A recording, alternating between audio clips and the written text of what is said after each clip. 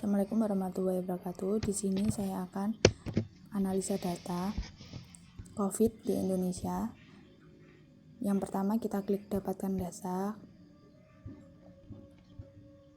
Untuk mendapatkan link dari web, kita pilih lainnya, terus klik web. Kemudian kita sambungkan. Tunggu sampai loading. Dan saya sudah mengcopy link dari web Wikipedia untuk mendapatkan data, kemudian klik OK.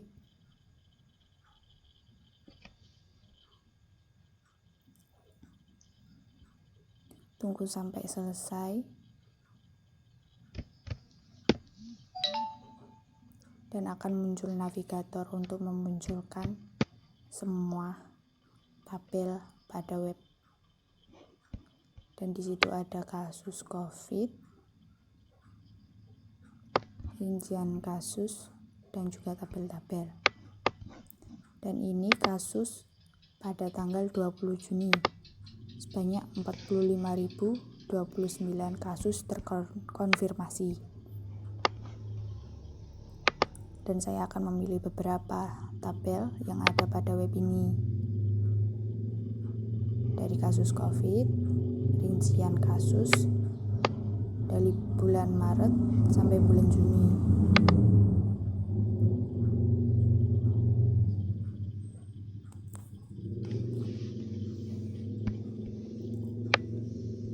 Dan ini pada bulan Mei.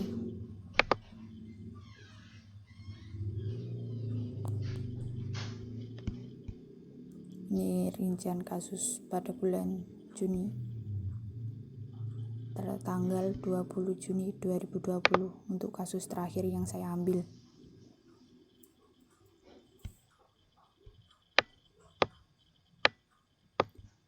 Dan ini angka kematian, rata-rata berumur 50 tahun, 40 tahunan. Dan memungkinkan juga untuk usia dini terkena kasus COVID ini. Dan ini tabel 1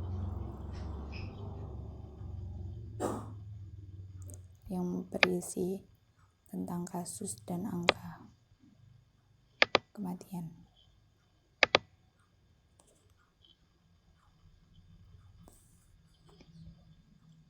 Sama juga ini tabel 3 dengan tabel 1 tentang pertambahan kasus.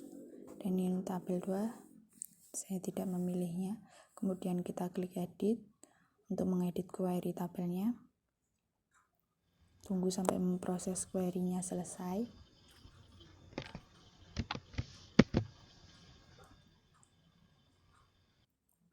Dan ini untuk edit tabel, saya di sini memilih lagi tabel yang akan saya gunakan, yaitu kasus COVID, rincian kasus pada bulan Mei dan bulan Juni, dan juga tabel 1 dan tabel 3.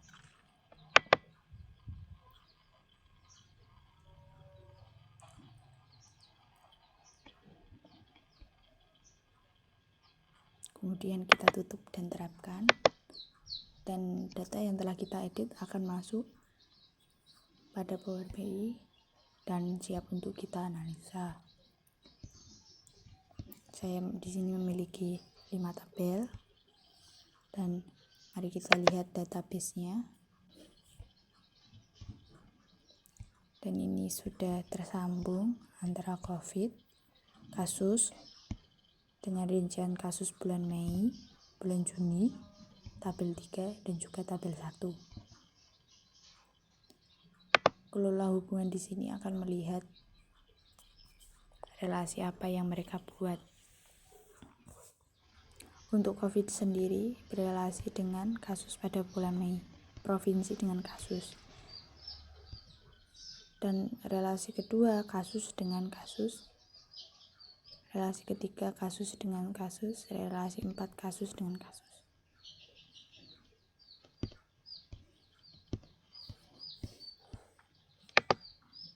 Kita tutup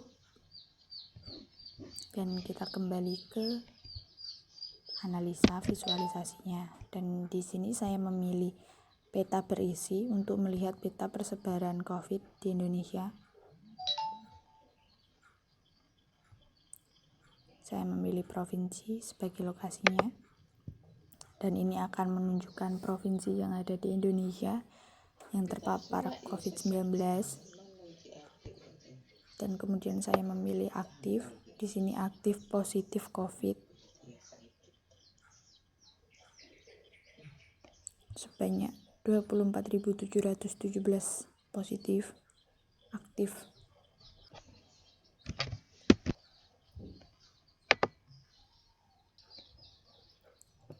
Dan di sini peta persebarannya ada Sulawesi dengan 271, Banten dengan 500 lebih,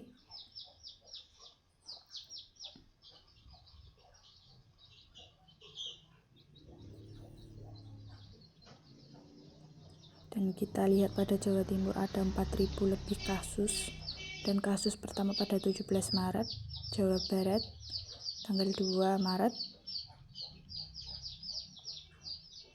Sulawesi Barat 29 Maret, Kalimantan Tengah 20 Maret, dan Papua 22 Maret dengan 900 sekian kasus. Itu juga Sulawesi Tengah dan Aceh terdapat 1 kasus COVID. Kita kembali ke laporan dan kita akan membuat visualisasi yang kedua.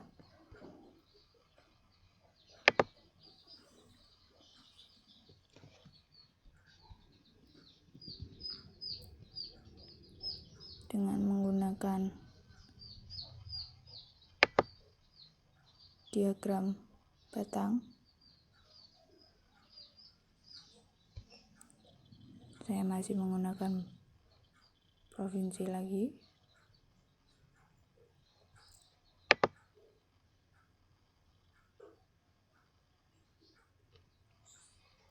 Sebagai sumbernya,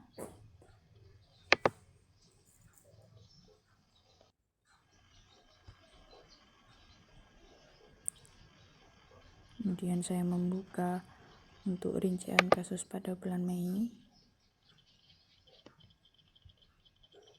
dan saya memilih kasus dan juga tanggal pada bulan Mei.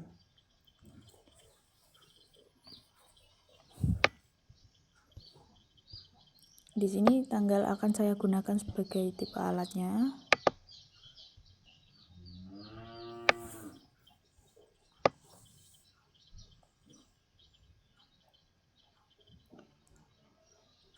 Dan kasus sebagai value. Nah, di sini sudah muncul diagram petangnya, dan di sini tanggal saya memilih tanggal yang terbaru. Dan itu nanti akan mengambil tanggal terakhir pada bulan Mei. Pada tanggal 31 Mei 2020.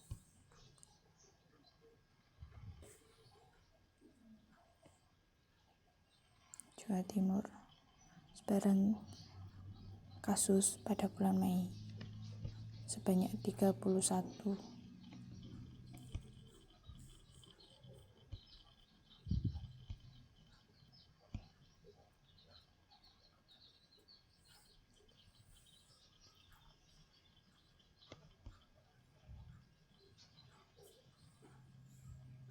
Ada 31 persebaran COVID.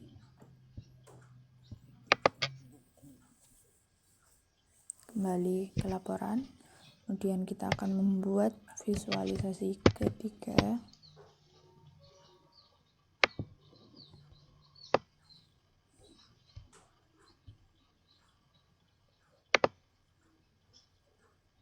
Dengan menggunakan diagram berisi. Sini saya menggunakan provinsi sebagai sumbu, sebaran kesembuhan pada bulan Mei dan juga tanggal pada bulan Mei, dan saya merubahnya seperti tadi untuk tanggal yang paling baru, dan kita mengambil sebaran kesembuhan pada bulan Juni beserta tanggalnya.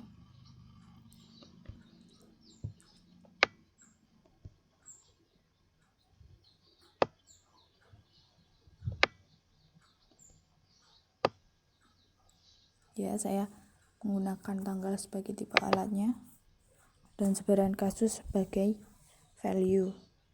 Tanggal juga saya rubah ke paling baru, nanti akan mengambil tanggal yang terakhir pada 20 Juni 2020.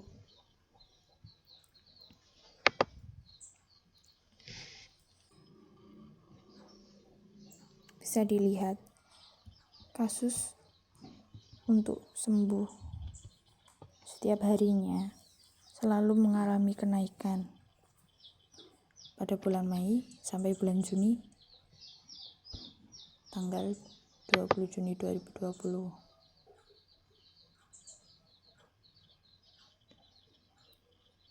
Kita kembali ke laporan, kemudian kita membuat laporan yang keempat menggunakan diagram lingkaran. Saya menggunakan provinsi sebagai legendanya lagi dan menggunakan angka meninggal sebagai tipe alat.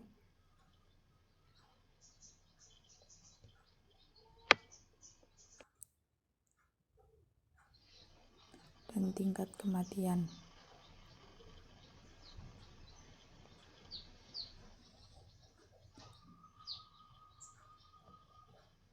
Dan di sini tingkat kematian selalu ada kenaikan di setiap daerah. Begitu juga dengan kasus meninggal.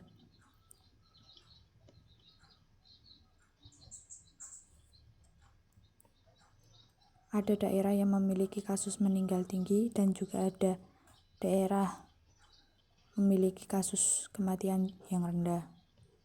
Tergantung dengan jumlah penduduk yang ada di situ. Semakin banyak jumlah penduduk, kemungkinan besar akan mengalami tingkat kematian tinggi juga.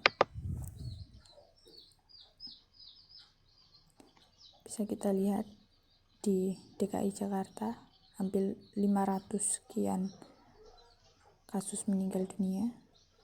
Jawa Timur posisi kedua dengan 400 kasus meninggal. Jawa Tengah, Jawa Barat dengan 158 kasus meninggal. Dan itu mungkin bisa saja angka terus mengalami kenaikan untuk tingkat kematian di setiap daerah. Mungkin itu saja yang bisa saya sampaikan. Mungkin ada salah kata, saya mohon maaf. Wassalamualaikum warahmatullahi wabarakatuh.